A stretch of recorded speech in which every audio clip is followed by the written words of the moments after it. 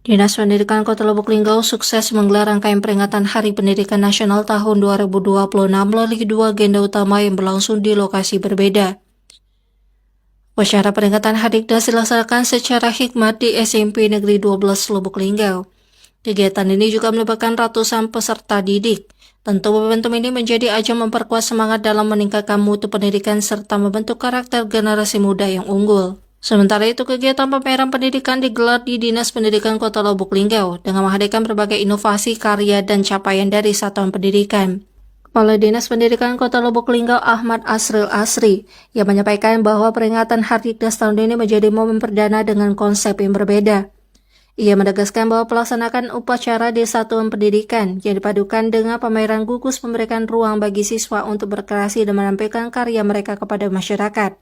Dukungan penuh juga datang dari Wali Kota Lubuk Linggau, Rahmat Hidayat, yang mengapresiasi pelaksanaan pameran pendidikan sebagai langkah nyata untuk mencerdaskan generasi bangsa. Melalui rangkaian kegiatan ini, Dinas Pendidikan Kota Lubuk Linggau menunjukkan komitmennya dalam mewujudkan pendidikan yang inklusif, kreatif, dan berkelanjutan, sekaligus memperkuat kolaborasi antara sekolah, pemerintah, dan juga masyarakat.